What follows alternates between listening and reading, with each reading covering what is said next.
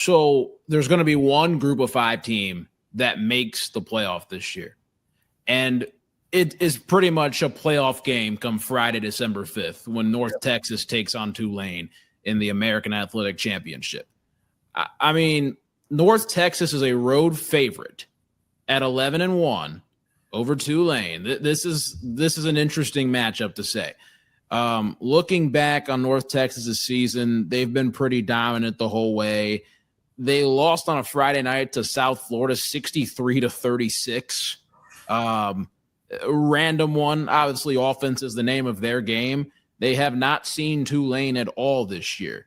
And Tulane on the other side being ranked, they've played against some pretty good teams, especially like Ole Miss. They got killed by Ole Miss. They beat Duke, who's playing in the ACC championship game, won some tight games this year. Were able to go on the road against Memphis and pick up a big win, where Memphis was thought to be the potential group of 5 pick to go to the playoffs at the start of November, but that has ultimately changed. Now you have these 2 teams.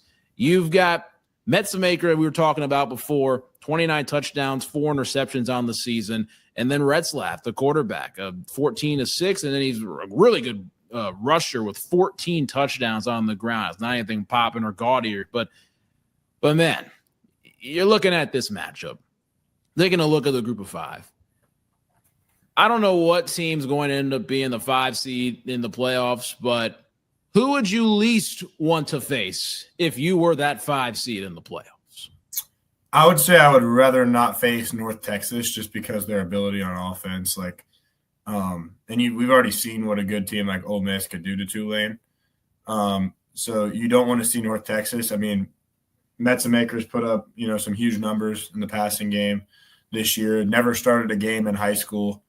And then, comes into college and is one of the more prolific passers in the country, really. And he's going to get a bag in the portal this offseason. I can report that right now without even having to wait for the announcement that he's entering the portal. But you definitely don't want to see them. If I'm the 5th seed, I'd much rather see Tulane, just due to the fact that they really don't have like a difference maker like that, or like whoever that 5 seed is would be able to slow Tulane pretty easily, I think.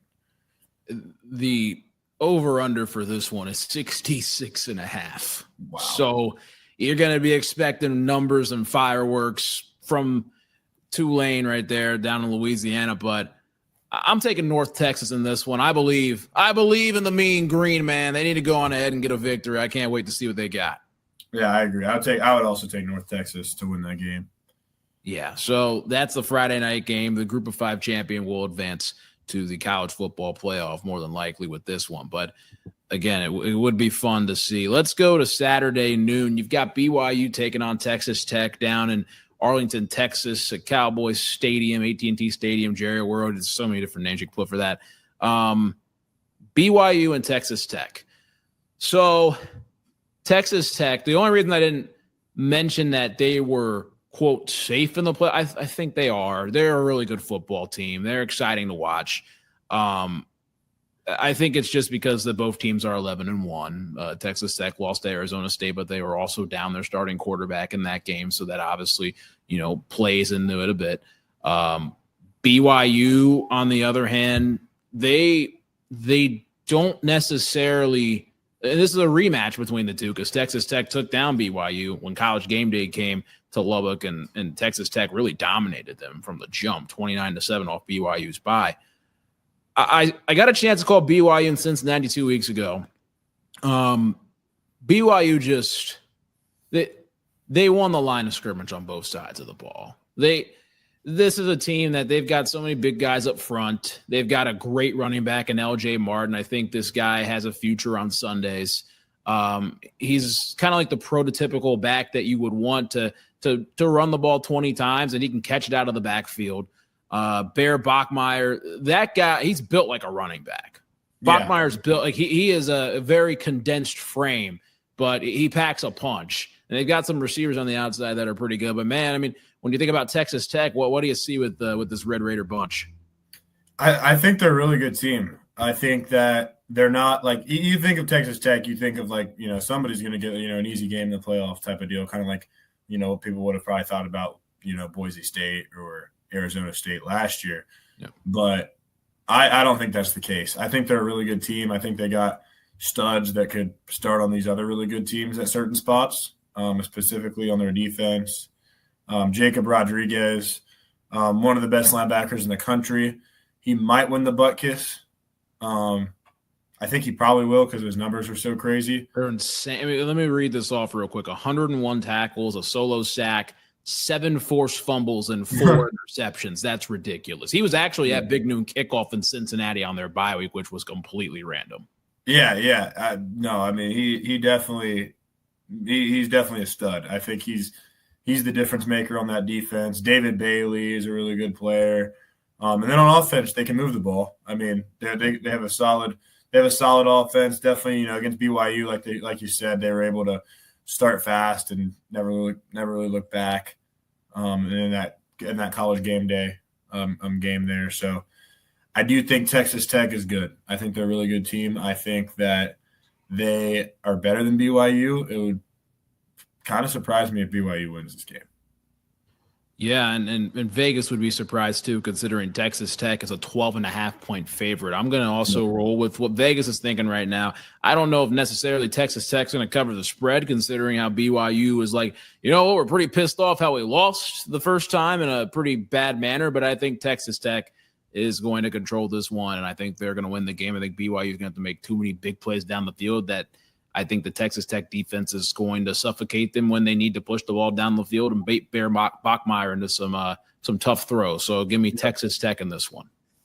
I'll also take Texas Tech. Give me Texas Tech by double digits.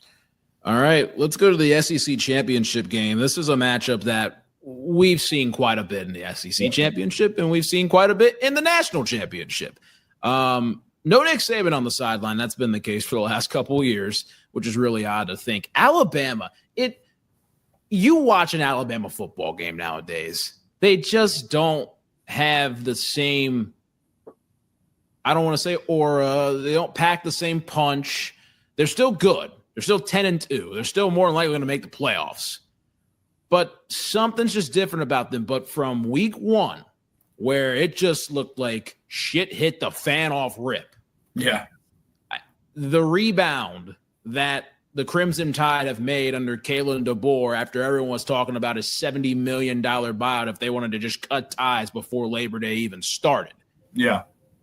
They've made a hell of a push through a pretty tough schedule, and they found a way. They found their quarterback. They have a collection of running backs. Their number one receiver from last year isn't even really the number one receiver this year. And their defense has been able to play well in spots. They've done a very good job this season. Okay, so I feel like we had a talk before. And I think in the preseason you might have said, if these two play in the SEC championship, I'm taking Bama over Georgia. I'm not going to get to that point right now, but why should there be confidence behind this Alabama group going forward? I would say there should be confidence because I think it's a good matchup for them. One, they win the psychological battle. Georgia knows they haven't beaten Bama. That could be a good thing for them. That could be a bad thing for them. It just depends on how the game goes. Depends on, certain things like that. I also think Bama, when they've been playing pretty good on defense. I think the way to beat Bama is offensively is more so like your passing game, get it to your playmakers. Georgia runs a little bit more like of a conservative offense, like Gunnar Stockton's running the ball a lot and stuff. Like I don't trust Gunnar Stockton's arm a ton either. Overall, I've never been big on him. Now he's been better than I could have thought this year for sure. I really would have said he'd be one of the worst quarterbacks in the Power Five because of what I saw. At the end of last year, I thought he looked awful during the Notre Dame game. It's just throwing motion, like he just doesn't look like a natural. But this year, he's looked solid for sure. So there's definitely a chance they'll be able to get it out to guys like Zachariah Branch, but Bama's defense has been playing well in big moments. And like you mentioned, Alabama did beat Georgia in Athens earlier this season, late September. Yeah. So now Georgia gets virtually another home game in the state of Georgia, in Atlanta, where they always seem like they play. They just played there last week against Georgia Tech. But again, like you mentioned with Gunnar Stockton, going to be interesting to see how he's able to bounce back and try to rewrite what happened. in the first matchup against Alabama. Georgia's favored by 2.5. Do we agree with Vegas, or are we going with the Tide? I'm going to go with Georgia. I think, like they say, it's hard to beat the same team twice. I think Georgia's defense makes big plays, especially because they practically have another home game, and I know they already lost at home. But I just think that it's hard to beat them twice. Kirby's a really good coach, much better coach than Kalen DeBoer. It's kind of crazy he's 0-2 against him at Bama or at Georgia. But it's actually weird. It makes no sense that Saban retires and then Kirby loses twice to these mid-Alabama teams. Weird. But I just think he gets it done this time. I believe that would be his second win against Bama. And I just think that the Dogs get it done and they take that either 2 or 3 seed in the college football playoff. Yeah, the first win against Bama was an awfully big one. So that it was. Kirby to a pretty good stature in college football. But guess what? I think the second one's going to have to wait. I'm going to go Bama. Here's the thing. Like, when these two teams play each other, you never know with it. But Alabama always finds some sort of a way to beat Georgia. They do. I think the trend continues. The numbers are telling me, man, Georgia should beat them and everything else. They should. They should get their get back and everything going into the playoff. And it's in Atlanta, all that. But when it's technically playoff time or playing for some sort of a championship, I know Nick Saban's not there. And I know, guys like A.J. McCarron, Tua, Jalen Hurts aren't walking in the door. But I think Ty Simpson's having a pretty good season. You know what? I think they're going to narrowly squeeze this one out. Give me the Crimson Tide rolling on in there. But let's go to the one of the 8 o'clock games that nobody will be watching except for people in Charlottesville and Durham and probably some other places that are along the coast, Duke and Virginia. So Virginia 10-2. If they win, they're in the playoffs. That's pretty much the easiest scenario. They're favored by 3.5 according to Vegas. Duke 7-5. So this is an interesting thing for them. All right. So at 7-5. Manny Diaz, their coach, we remember him as the Penn State defensive coordinator. He's come a long way from there. The first time Virginia and Duke played each other was a couple weeks ago, and Virginia took down Duke in Durham 34-17, and Virginia pretty much dominated that entire game. Through 3 quarters, they were up 31-3 on them. Somehow, some way, if Duke were to win with their quarterback named Mensa, 28 touchdowns to 4 interceptions. If Duke were to win, is there any slight where they could make the playoff? Man, it's almost like there's not, honestly. Like, it would be it's a hard scenario to imagine. It's like, I just don't think they would qualify. Like, obviously, with the requirements, the 5 highest ranked conference champs. I don't know. Like 7-5, you really don't have, or 8-5, you really don't have any good wins other than, that win against Virginia they just would have had. And is Virginia even a good team if they lose to Duke? I don't know. And, you get smacked by Virginia the first time you play them, smacked by Illinois. Lost to what? Tulane? Yeah. What? Yeah. And it's a conversation that brings up for if Duke were to somehow win, does that open a door for a team like James Madison? I do think so. I do think it opens the door for JMU. So Kurt Cignetti's old stomping grounds. Yeah. I mean, that allows a team like that where you could have 2 group of 5 teams make the playoffs. That could be for 2 true upsets that could happen there. A 6 versus 11 and a 5 versus 12. Yep. That could set up, again, you dream a little bit, a 3 versus 11 or 12 matchup with Kurt Cignetti versus his old school, in a bowl game, which would just be ridiculous, but it could happen. But off that note, do we think Virginia's going to get the job done and go out there? Because, again, they they've lost so much to Virginia Tech the week before, and they slayed that demon. They've just won under all circumstances the entire season. They figured out a way. Do they figure out a way one more time to punch their ticket to the playoff? I think they do. I think Virginia will make the college football playoff. I think they'll beat Duke again. It's really weird. It's only 3.5 after. Yeah, that's odd for a team that won by 17 on the road. Yeah, it's odd. I'm not sure if it's injury related or what. I'm 100% sure on that. I'm rooting for them. They got Mitchell Melton on their team, the guy that obviously played for Ohio State for 5 years. Also, he told Ryan Day a year ago today, the most famous meeting in Ohio State history happened. And a few weeks ago when the Bill Rabinowitz's book came out, we found out that Mitchell Melton in the meeting looked at Ryan Day and said, "What did you learn from all this?" But what did you learn? Why do you keep saying all these stupid stats and, knock some sense into them, and been coaching ever since. So I'm rooting for the Cavaliers just because of that. But Mitchell Melton, 37 tackles, 5 sacks on the year, along with an interception and 3 forced fumbles. So yeah, for the former Buckeye, Mitchell Melton. And speaking of the Buckeyes, there's a 1 versus 2 matchup just along the way. For you, it's I-70. For me, it's I-74. I think we'll both be in the city for that. There's a good chance. There's a good chance for you. There's a 100% chance for me. Am I buying a ticket to that game? No, I'm not doing that. Again, we know people, especially Matt, that it's going to the game. But Matt Ricketts, he'll be at the game. If you guys remember him, he'll be at the game. If you remember, wow. But, oh boy, so you got a 1 versus 2 matchup at Lucas Oil Stadium. Ohio State, Indiana, Saturday, 8:00 on Fox. It's interesting because when you look at the traveling, traveling's not that big of a deal for either team. IU's 50 minutes away from Lucas Oil Stadium, and Columbus being about a little over a 3-hour drive, just a straight shot on 70. Even though the game is technically in IU's backyard, there will be more Ohio State fans at this game.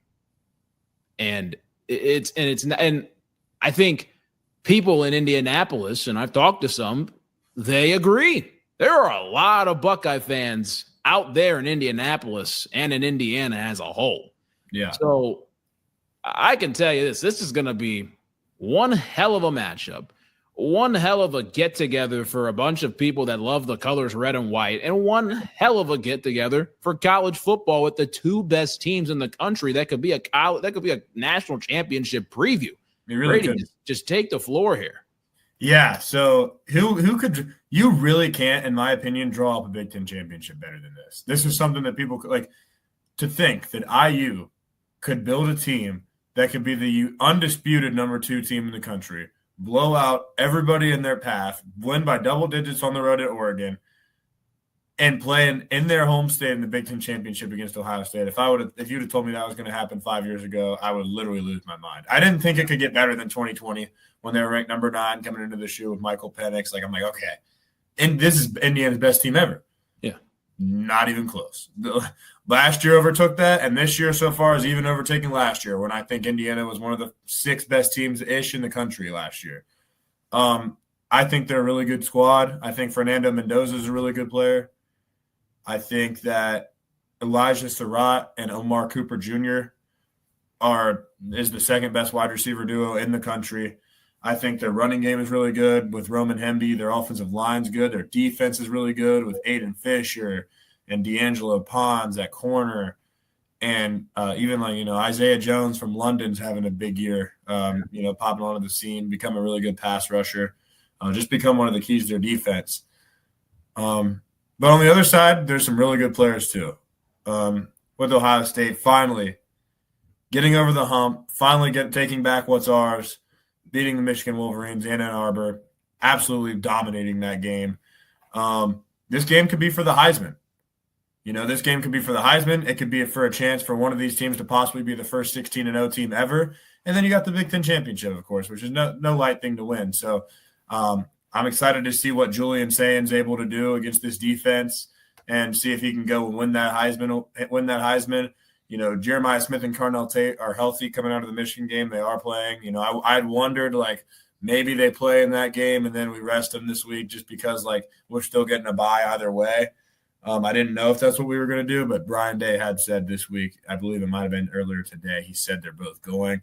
And, man, Carnell Tate, I think he's worthy of a top 5 pick. I think he's that level, and I never would have said that before until I watched him this year.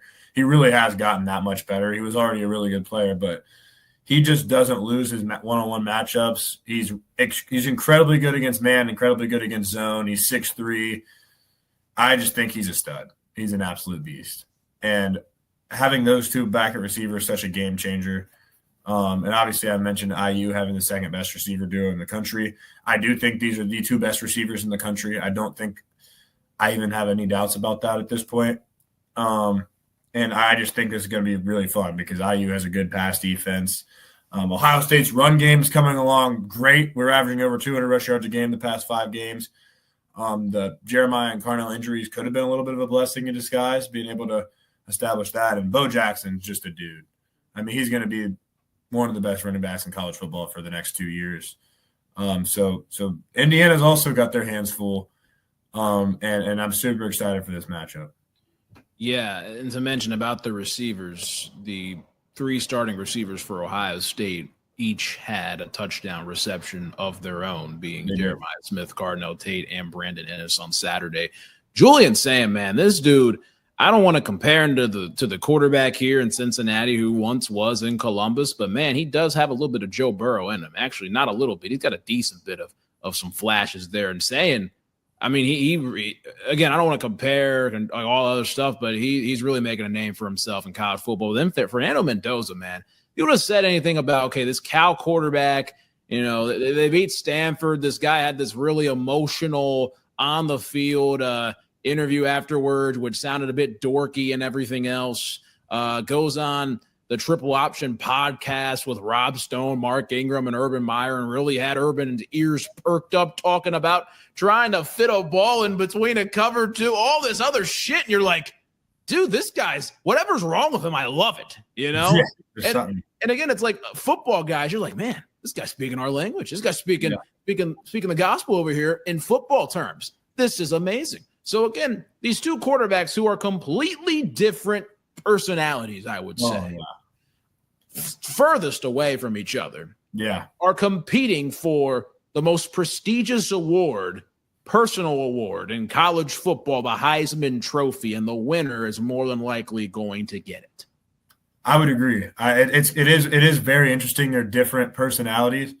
I mean, you got Julian saying, who I don't think I was wondering, it's like, when is he finally going to say something controversial? I don't think it's going to happen. You beat Michigan on the road, first one in 4 years, and first thing he says was, it was a good game. Coached hard. I could have played better. Can't throw that first interception. I'm like, okay. He's just moving on to the next game. Then you got Mendoza, like you said, very quirky personality. A lot of energy to him, just way different from Julian. So that is interesting. They're clashing personalities. Fernando Mendoza even compared him going up against Caleb Downs as Tom Brady versus Ed Reed earlier this week. So that was interesting. And Caleb Downs laughed about that when they told him in the press conference, and not in like a, not disrespecting Mendoza. He just thought it was like a funny comparison. Yeah. But no, I mean, it is crazy. Like the amount of, and even the amount of awards, I guess we haven't mentioned that. Ohio State guys are getting nominated for a lot of awards. We're finalists. A lot of Ohio State guys for a lot of awards. For a lot of awards. Like, this is the most guys I've ever seen nominated for Ohio State for these awards. You got Julian Sand nominated for all the quarterback awards, like the Davey O'Brien, the Maxwell. They'll be a Heisman finalist. You got Jeremiah Smith, Biletnikoff finalist. You got Caleb Downs, who's a Thorpe finalist, a Bednarik finalist, a Bronco Nagurski finalist, basically any defensive award, including Thorpe. Arvell Reese, Butkus finalist. Sonny got snubbed for some reason from that. And then you got Caden McDonald as an Outland finalist. And could win that. Going up against Fernando Mendoza. So I once heard of somebody that said to pull up to Mendoza. I wonder who that was. I wonder who that was. But Yeah, so we have quite the matchup between Mendoza has got his hands full when he goes up against this defense. Wow. We've got this weekend, you've got Mendoza, you've got Mensa, you've got Manny Diaz. I don't know. So many just random ass things going on this weekend, and it's college football, and we love it. But all right, Indiana, Ohio State. Ohio State's favored by 4.5. Total 47.5. That's your over/under right there. The money line IU plus 170. Man, this is a big time matchup, and this is the winner gets the 1 seed, which we saw last year didn't mean shit. Obviously, it's not every day Ohio State's an 8 seed in the college football playoff. Yeah. But both of these teams are going to be getting buys. How the seeding shakes out, who knows? Yeah. What are we thinking, Brady? What are we going with? So, man, I think it's going to be a battle. I don't necessarily feel good about it for Ohio State, to be honest with you, in terms of you're going in we're just because I don't know what we're about to do. I don't know how much of the playbook we're going to show. You got to play a little strategically here. Yeah. I think Indiana's going to sell out to win this game. However, I think Ohio State will win a close one. I think we're going to be able to throw the ball very well in this dome, and I just don't see D'Angelo Pons is 5'10". I think there's a chance he gets head tapped a couple times, and I think we can attack him. I think we can go right at their best corner. I think through the air and our defense coming up with maybe a critical stop at the end, I think that they're going to cross the 50 with a chance to go score a touchdown and win when we're up maybe, let's say, 4. And I think Fernando Mendoza throws a pick to Caleb Downs. And Caleb Downs locks up to Thorpe. Julian Sand, behind his 3 touchdown passes, wins the Heisman. And Ohio State goes 13-0 with the 1 seed, and the job's not close to finished. So, yep. And Indiana still has a chance to win the Natty, even after all that. We could still see them again. So, yeah.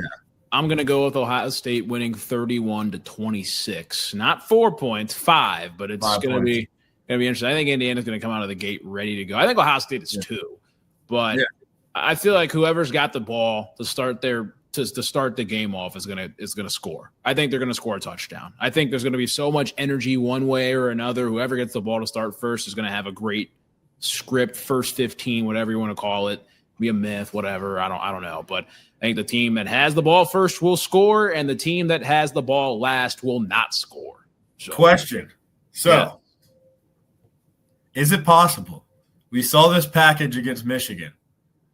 Caden McDonald played fullback against Michigan. Does he score a touchdown on the opening drive of the game on Saturday? I'm not going to say the opening drive. You know what? Don't throw out an anytime Caden McDonald reception if you're not in the state of Ohio. I don't disagree. I think, I wish you could do a player props, man, in college. That'd be funny. I would bet. I'd put $5 on a K-Mac anytime reception for Saturday. I mean, wow. Why not? I've thrown him a couple touchdown passes at Lincoln Tower Fields one time. Yeah, literally. Aaron Bryn-Lerman for a touchdown. Crazy to think, and that one touchdown was a numero uno for him. So yes, it's crazy to think, but man, I mean, this is going to be a great weekend of college football. Hopefully, both Brady and I are in the city and run into each other and a bunch of other people. So, with that being said, I'm Chase Johnson. That's Brady King, and we'll see you guys next week when we see what the college football playoff officially looks like.